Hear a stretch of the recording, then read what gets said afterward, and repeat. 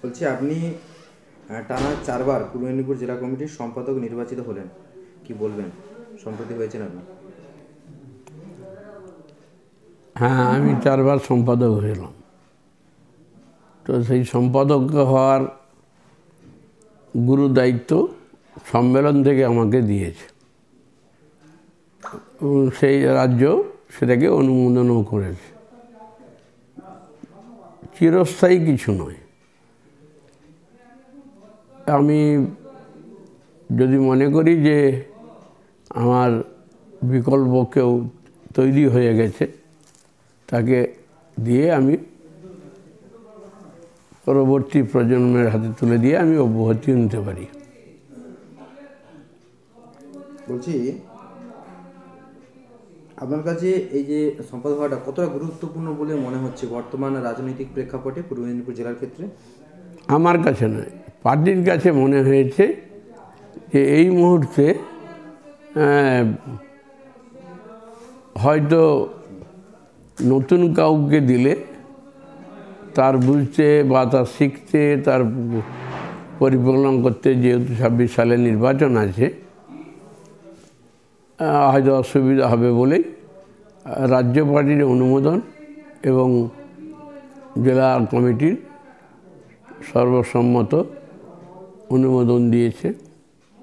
বলছে আপনার দীর্ঘ রাজনৈতিক জীবনে সবচেয়ে কঠিন চ্যালেঞ্জ কোনটি বলে আপনার মনে হচ্ছে এই মুহূর্তে? চ্যালেঞ্জ আমাদের কাছে সবসময় সবটাই।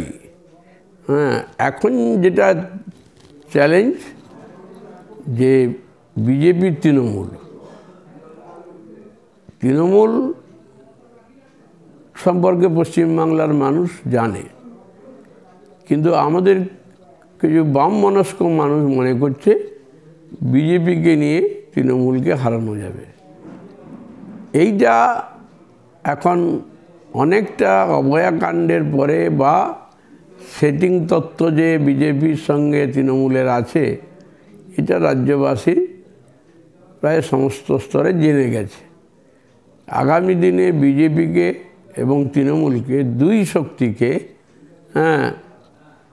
পরাজিত করা, তাদের হারানো, তাদেরকে এই রাজ্য থেকে উৎখাত করা, এটাই আমার কাছে এখন বড় চ্যালেঞ্জ, বা আমাদের কাছে বড় চ্যালেঞ্জ। বলছে আগামী দিনে পূর্ব মেদিনীপুর জেলায় দলকে শক্তিশালী করতে আপনি জেলা সম্পাদক হিসেবে কী চিন্তাভাবনা করছেন, এবং তরুণ প্রজন্মের মধ্যে বামপন্থী রাজনীতির প্রতি আকর্ষণ বাড়াতে কী কী পদক্ষেপ নিতে চলছে, বা আপনার কী মন্তব্য, কী ধারণা, কী বলবেন? এটা তো আমাদের পার্টির উচ্চস্তর থেকে, মানে কেন্দ্রীয় কমিটি থেকে রাজ্য কমিটি থেকে জেলা কমিটি, এরিয়া কমিটি, এই তো পার্টি নিয়ম গাইডলাইন বেঁধে দিয়েছে যে 31-এর নিচে নিতে হবে, মহিলাদের নিতে হবে, 40-এর নিচে নিতে হবে, 50-এর নিচে কত নিতে হবে, এ তো বেঁধে দিয়েছে। সেই বাঁধনের বাইরে তো আমরা যেতে পারবো না। তরুণ প্রজন্ম উঠবে আর পুরনো প্রজন্ম আস্তে আস্তে অবসরে যাবে। এটাই তরুণ প্রজন্ম আগামী দিনে তারা হাল ধরবে। সেই ধরনের তরুণ প্রজন্মকে সমস্ত জেলায় একইভাবে পার্টি ইমপ্লিমেন্ট করার চেষ্টা করছে। বলছি রাজ্যের বর্তমান শাসন ব্যবস্থা সম্পর্কে আপনার জেলা সম্পাদক হিসেবে মূল্যায়ন কী বলবেন? এই রাজ্যের একজন অধিবাসী হয়ে, একজন মানুষ হয়ে সমাজ এবং মূল্যবোধ তাকে রক্ষা করার যে দায়িত্ব, এই সরকার সেটাকে ধ্বংস করে দিয়েছে। তাই গণতান্ত্রিক অধিকার বিপন্ন হয়ে গেছে, তাই ধর্মনিরপেক্ষতা বিপন্ন হয়ে গেছে, সম্প্রীতি বিপন্ন হয়ে গেছে। চুরি, দুর্নীতি, লুট আজকে প্রাতিষ্ঠানিক রূপ পেয়েছে। বরং যারা সৎ এবং নিষ্ঠার সঙ্গে চলছে, প্রতিবাদ করছে, সেটাই বরং আজকে অন্য পথে চালিত হচ্ছে, তারাই দোষী রূপে পরিণত হয়ে যাচ্ছে। বলছি রাজ্য তথা পূর্ব মেদিনীপুর জেলায় বিজেপির উত্থান এবং বামেদের ভোট কমে যাওয়ার সম্পর্কে আপনার বিশ্লেষণ কী? ছিল, একসময় উত্থান ছিল, এবারের ভোটে সেই উত্থান কমবে। আসন্ন বিধানসভা নির্বাচন নিয়ে আপনার দলের প্রস্তুতি 26 সালে যে রয়েছে, দলের প্রস্তুতি কীভাবে এগোচ্ছে আপনাদের? আমাদের পার্টি রাজ্য সম্মেলন, সর্বভারতীয় সম্মেলন হওয়ার পর আমরা নির্বাচনের প্রস্তুতি পর্বে হাঁটতে আরম্ভ করব। 20 এপ্রিল ব্রিগেডের সমাবেশের মধ্য দিয়ে। তার আগে গ্রামে গ্রামে পদযাত্রা হবে, শহরে শহরে পদযাত্রা হবে এবং অনেক পদযাত্রার মধ্য দিয়ে 20 এপ্রিল ব্রিগেডের সমাবেশ হবে। বলছি, জেলার সবচেয়ে বড় সমস্যাগুলি কি কি মনে করছেন? যেমন কৃষি সংকট, বেকারত্ব, শিল্পায়নের অভাব, দুর্নীতি সহ আরও অন্যান্য কী কী নিয়ে আপনি একটু বলবেন? যে সমস্যাগুলো বলছেন সবগুলোই সমস্যা। কৃষিতে আজকে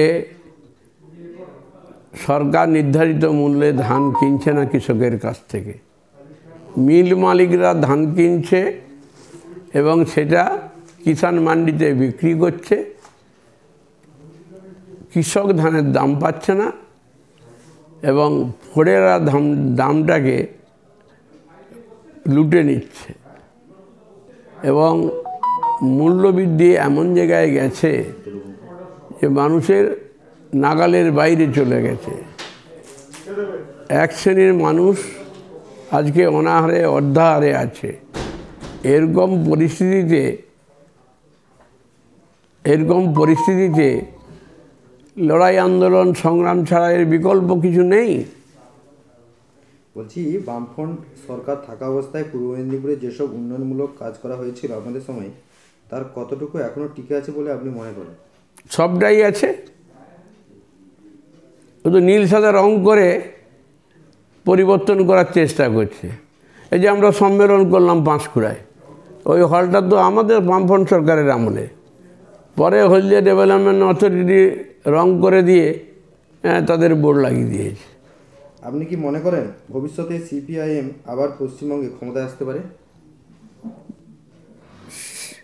শ্রেণীর মানুষ এবং সচেতন মানুষ এবং মানুষ যেদিন সার্বিকভাবে এই দুটো রাজনৈতিক দল সম্পর্কে তাদের নিজেদের চেতনায় জাগ্রত হতে পারবে, সেদিন মানুষ বামপন্থীদের ছাড়া বিকল্প কাউকে ভাববে না। আপনার মতে আগামী দিনের রাজনীতিতে বড় ধরনের পরিবর্তন আসতে পারে কি? সেটা সময় বলবে। বর্তমান তরুণ প্রজন্মের জন্য জেলা সম্পাদক হিসেবে পূর্ব মেদিনীপুর জেলার ক্ষেত্রে আপনার কি বার্তা? নতুন প্রজন্মকে আনার জন্য আমাদের সর্বভারতীয় থেকে, রাজ্য থেকে, জেলা থেকে, এরিয়া কমিটি স্তর পর্যন্ত পার্টি তার গাইডলাইন তৈরি করে দিয়েছে যে তরুণ প্রজন্মকে তুলে আনার জন্য বাধ্যবাধকতার নিয়ম সব কনফারেন্সের আগে দিয়ে দিয়েছে এবং সেই অনুযায়ী আমাদের নিতে হয়েছে। তরুণ প্রজন্ম উঠে আসছে আর বয়স্করা তারাও থাকবে, কিন্তু একটা সময়ের মধ্যে তাদের অব্যাহতি নিতে হবে। তখন তরুণ প্রজন্মের হাতে সম্পাদকের যেতে পারে, রাজ্য সম্পাদক হতে পারে, সর্বভারতীয় সম্পাদক হতে পারে, সর্বভারতীয় কমিটি যেতে পারে, রাজ্য কমিটি যেতে পারে। এটা তো আমাদের দুটো পার্টি কংগ্রেসের থেকেই এই সিদ্ধান্ত হচ্ছে। বলছি, সম্প্রতি যে রাজ্য বাজেট পেশ হলো, এটা নিয়ে আপনি কি বলবেন? আর মমতা ব্যানার্জি না দেশের? বাংলার, পশ্চিমবাংলার মমতা ব্যানার্জি। পশ্চিমবাংলার বাজেট,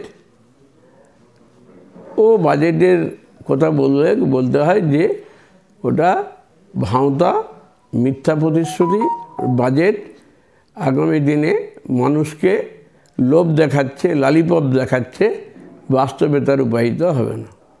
বলছি, 26 সালে যে বিধানসভা নির্বাচন রয়েছে, সেই বিধানসভা নির্বাচনে বিরোধী রাজনৈতিক দলকে টেক্কা দিতে, বিশেষ করে বিজেপি এবং তৃণমূলকে টেক্কা দিতে সিপিআইএম দলের তরফে কী কৌশল গ্রহণ করা হচ্ছে? কৌশল তো সেটা পার্টির আভ্যন্তরীণ ব্যাপার। সেই ব্যাপারে তো মিডিয়াকে আমি নিয়ে আমার কৌশল আমি বলবো না। বিজেপি এই জেলায় তারা ক্ষয়িষ্ণু, তৃণমূলক ক্ষয়িষ্ণু। বিজেপির মধ্যে মারামারি হচ্ছে, তৃণমূলের মধ্যে মারামারি হচ্ছে। হলদিয়া দুর্গাচকে কনজিউমার কোঅপারেটিভের একটা নির্বাচন হলো। সেই নির্বাচনে 12টা আসন ছিল। তৃণমূলের দুপক্ষ নমিনেশন তুলছে 12টা, বিজেপিরও দুপক্ষে নমিনেশন তুলছে 12টা।